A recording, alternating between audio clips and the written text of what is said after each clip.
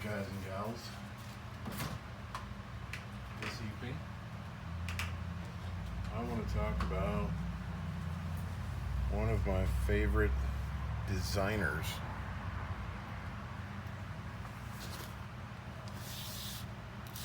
Ernest Emerson.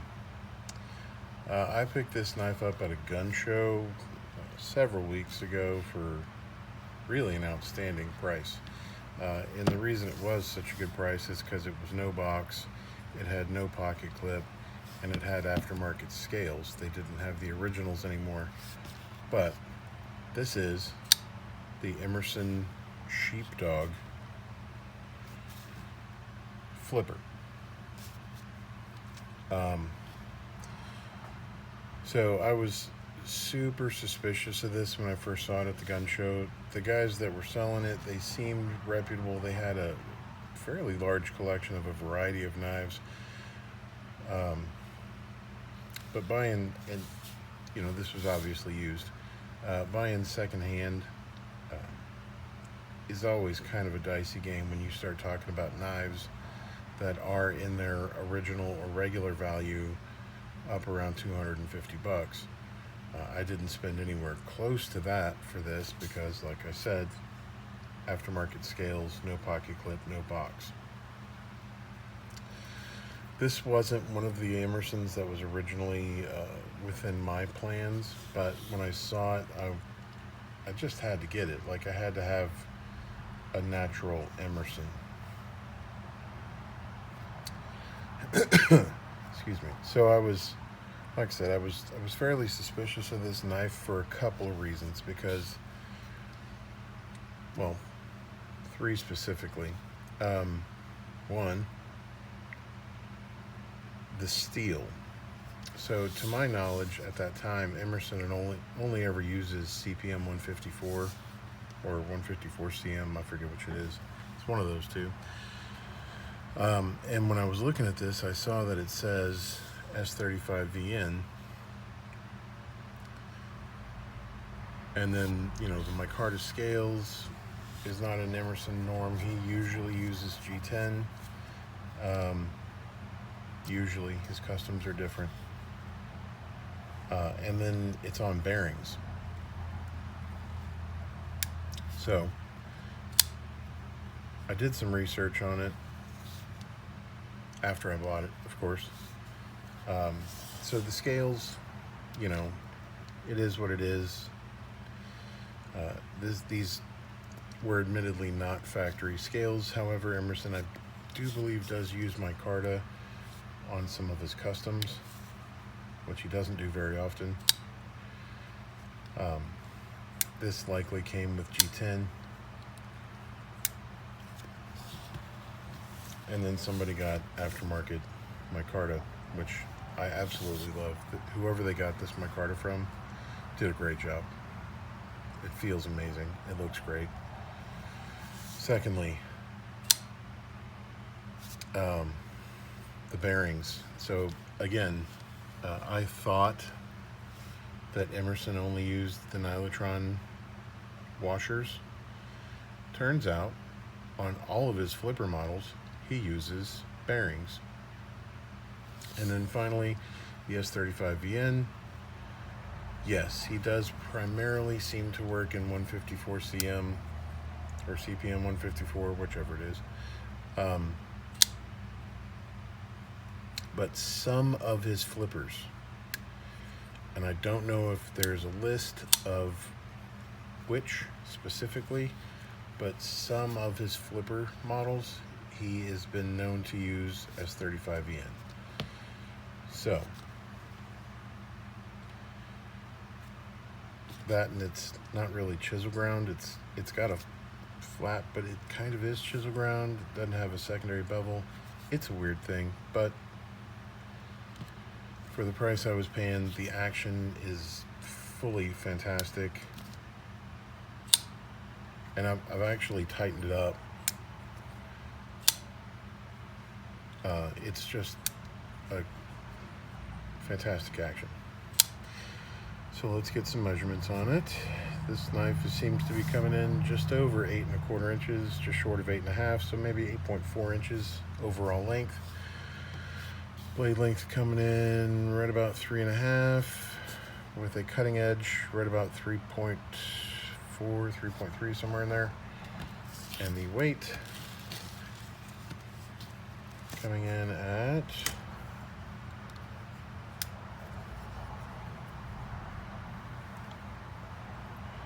5.11 ounces. So it's a fairly big knife. It's got some decent. I hate this thing. It's got some decent weight to it. I have carried it. I live in Texas. It gets very hot here this time of year, and I have managed to sweat into this micarta like nobody's business. Let's take a look at it compared to our usual suspects. The Kershaw leak, tip to tip, pivot to pivot. We'll just go tip to tip as best I can. Substantially larger knife. The Benchmade bug out, tip to tip, still a bigger knife. The Spyderco Tenacious. Let's get this one out of the way.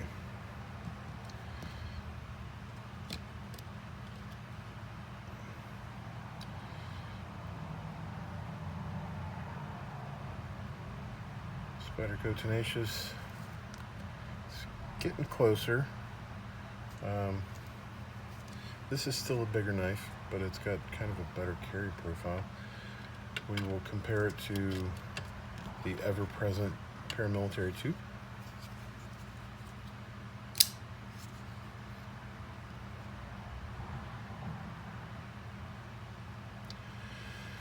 Now, in terms of overall length, this is a very good size comparison in overall length. You get a little bit more blade length and a little bit more cutting edge in this particular variant of Emerson.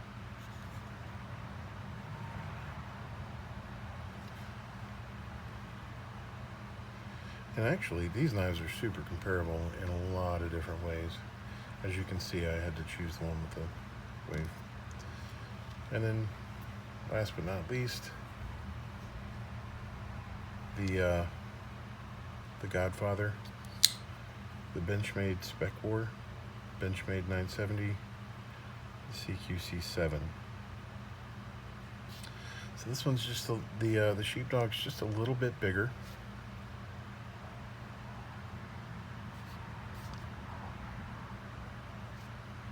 But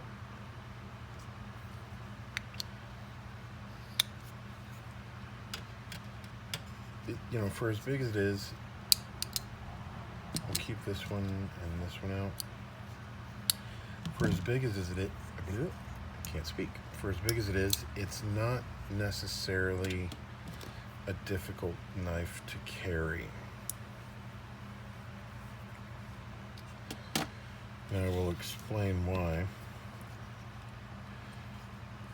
So when we look at, like I said, in terms of overall length, these two knives are super comparable.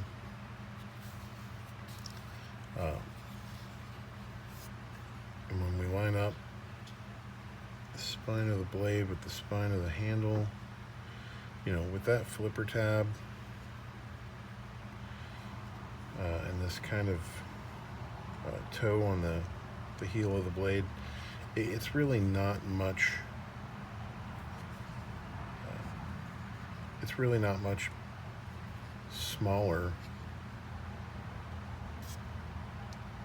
or bigger than the Paramilitary 2. And I've got one here anyway, so we'll just go ahead and compare it to this one as well. So these are two knives that I carry all the time. And in terms of you know, they're not substantially bigger. The Emerson's not substantially bigger than any of these. Now it is substantially thicker. I was doing that off camera. It is a substantially thicker knife. I mean, I could get a whole nother scale on one side of this. And same goes here.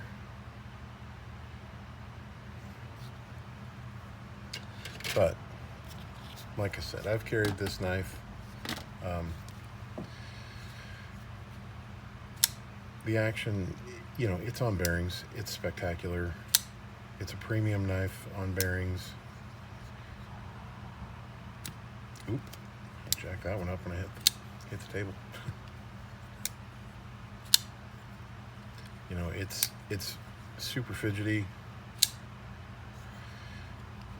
reverse flickable, thumb flickable, flipper tab flickable, and even this kind of weird holding onto the blade flickable. This knife actually has gotten me into the mindset that I am considering down the road a purchase of a CQC7 flipper. Now, I saw one at the same show that I bought this one at. I chose not to buy it because it's a little weird looking right here with that flipper tab on the CQC7. So just imagine this, right? It's just random bit sticking off down here at the bottom. But now that I feel the action on this thing, I mean, when I got it, like I said, I've taken it apart, cleaned it up, and then put it back together and tightened it up. It was loose, and it was fully drop shut. Like I could just pop it off, and then it would fall all the way shut. I like this better. I like it to be a little bit more controlled.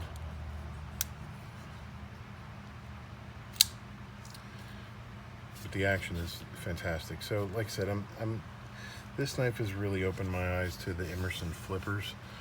Getting a CQC7, which has this part more squared off on the scales and leaves this big old wonky looking flipper tab. I think I might get it, tune up the action, and then have that flipper tab deleted so that it'll look more like this, more like just a regular CQC7, but it'll still have this, it's in the wrong place, still have this super smooth, super fast flickable action with the thumb disc or the wave opener.